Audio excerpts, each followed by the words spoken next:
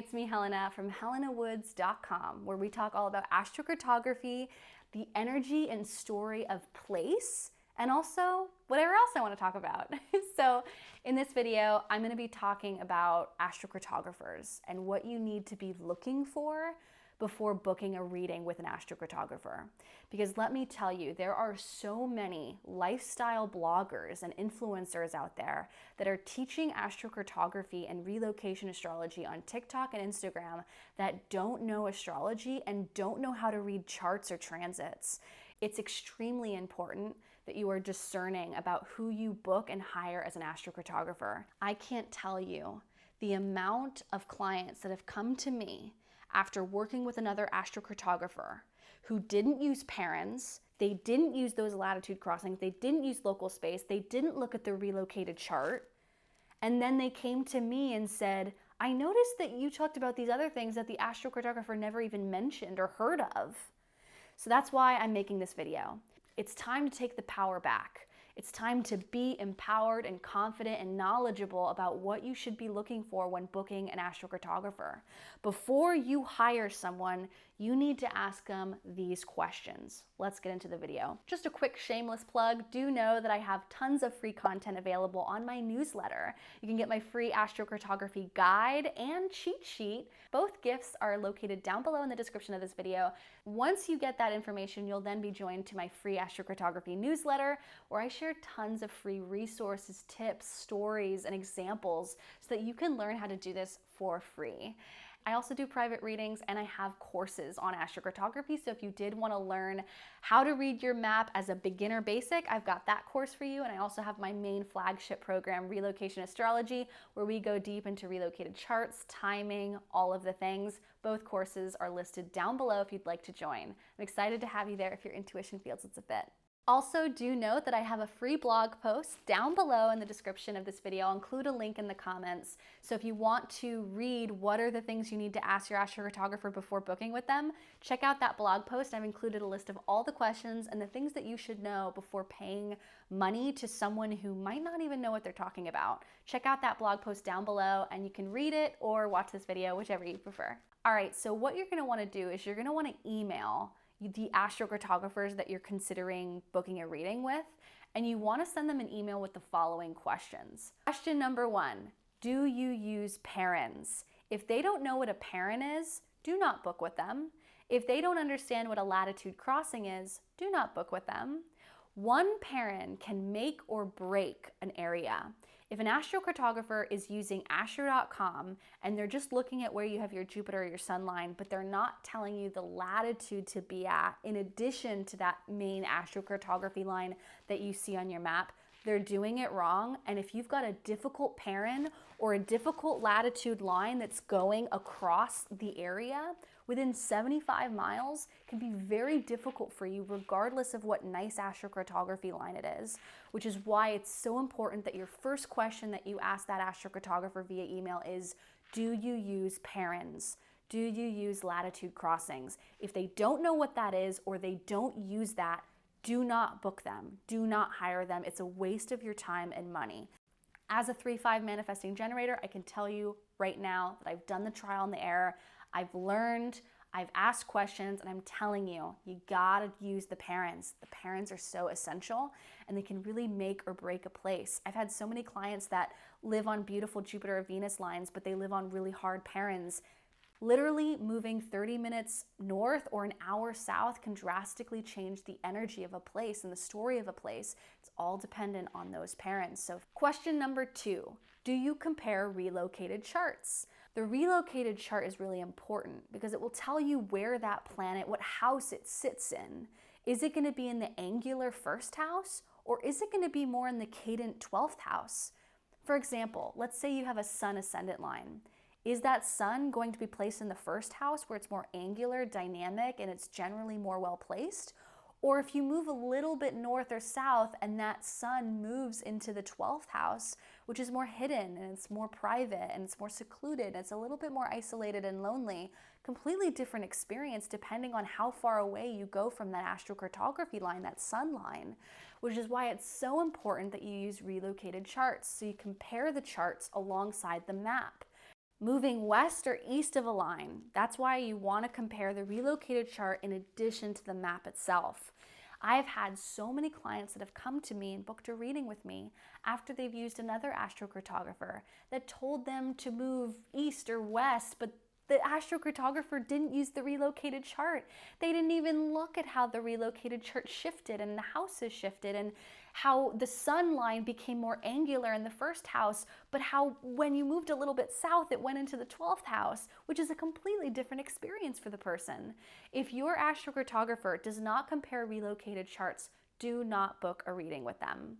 Question number 3, do you use a professional software? Now, a lot of astrocartographers may give me some hate on this because a lot of astrocartographers use astro.com. That's okay, to each their own, no judgment here. However, astro.com, there are no visible parents, so you cannot see the visible parents, first off.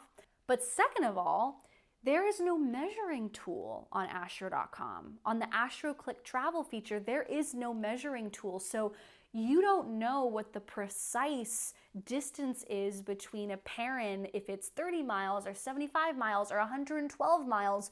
You don't know how far, or even if you're within orb of a parent, because you don't have a measuring tool. And you need a measuring tool to measure the distance, whether it's miles or kilometers, you need a measuring tool. And there's so many astrocartographers that are giving readings and charging readings, and they're not using a professional software, they're using the free astro.com. Now, no shame, because I did this when I first got started too. But once you've learned more, once you're charging higher prices because you've expanded your knowledge base, you've taken classes, you've hired a mentor, you've read every piece of literature out there, you know what you're doing, you need to get a professional software. If you're going to be charging high prices, if you're going to be charging people in general, you got to use a professional software. And a lot of people don't know this, and it's okay because I didn't know this either, but you got to use a professional software, guys. So question number 3 is, do you use a professional software like SolarFire or Matrix Horizons? Or you could even ask them, scratch that, don't ask that, that sounds a little, that sounds a little arrogant. You can actually ask them, what software do you use? Just simply ask them, what software do you use for your astrocartography readings? If they say astro.com, no. If they say AstroSeek, no. You want to use, you want to book a reading with someone who's using a professional software. Why? Because you need to have a measuring tool. You need a measuring tool, and you need to see the parents. If you can't have those things, if the parents are not visible, and if you don't have a measuring tool where you can measure the exact precise distance between a line, do not book with them. Do not book with them. Now, I share all this because these are all the things that I have learned. I've learned through trial and error. When I first got started, I used astro.com. I used Astro Click Travel. When I first got started, I didn't know about parents. So again, I'm teaching you all this. I'm telling you all this because I don't want you to make the same mistakes that I made when I first got started. When I first started hiring astrocartographers way back in the day in 2018, I took a class with a woman who, she's not an astrologer, and it's terrifying, the amount of influencers and people that don't know astrology that are teaching astrocartography because they think it's simple and they think it's basic and they think it's just go into a line, go to a happy sun line, and that's it.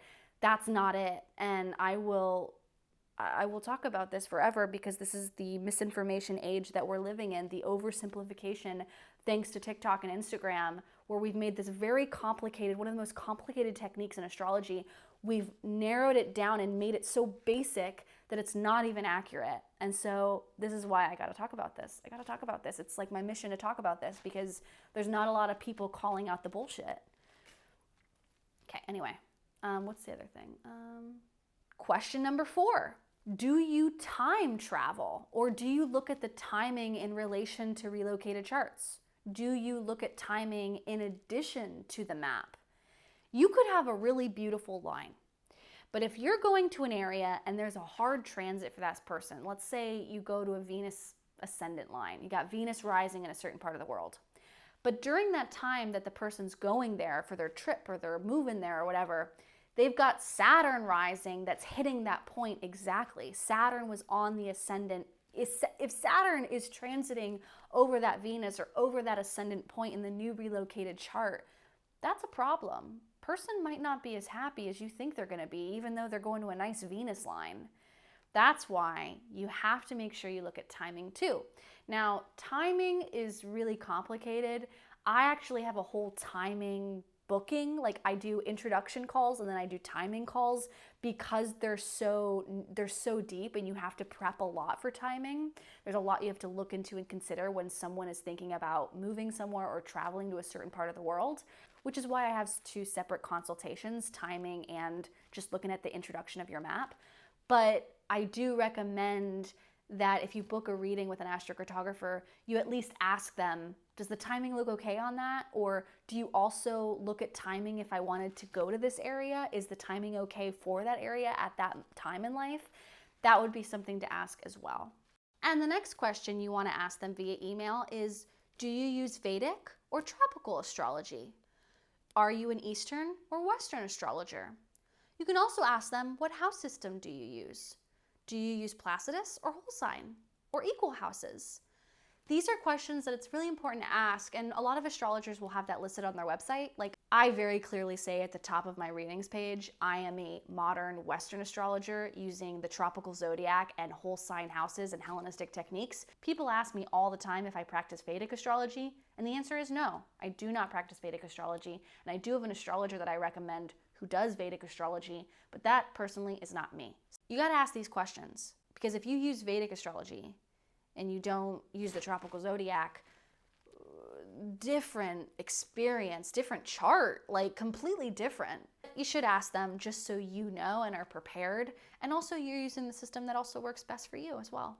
There are some honorable mentions, like do they use local space, which I find local space to be very important. And local space for me is a non-negotiable, like it's something you have to use. Personally, I use a combination of both. I use local space and astrocartography lines, but for me, local space is definitely part of the practice. If I see a local space line going through specific areas, I'm gonna mention it and I'm gonna talk about it for sure. So again, to recap, click that blog post down below in the description so you could see all of these points, but really simple. Just send them a quick email, letting them know, asking these questions, and getting that straightforward honesty from that astrologer before you spend your hard-earned money on a reading. You know, I take astrology and location really seriously. Moving is not some simple thing. When you move or you travel somewhere, it takes a lot of energy, time, and it's expensive to move and travel. And so I take this work very seriously, and I take moving very seriously, and that's why I'm saying all this to you, because you should know with full transparency what you are getting when you decide to move to a new location. You should know the parents, you should be able to see that relocated chart, and the astrologer should show you all of the things. And the problem with using free websites like astro.com is you can't see all the things, and you should visibly have that information so that you feel content and secure, and with that clarity and understanding of knowing you're making the right decision before you move somewhere. So I hope that this information helps you and gives you some clarity before booking a reading with any astrocartographer. And if you wanted to check out my readings or book a reading with my readers, my directory of readers, check out my website at helenawoods.com. I've got tons of free resources, blog posts, newsletter, YouTube, courses.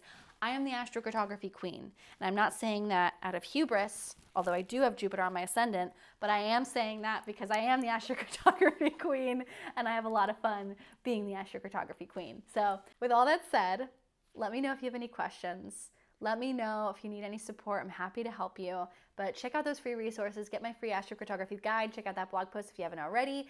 And yeah, I will see you in the next video. I hope you have a magical day and happy travels.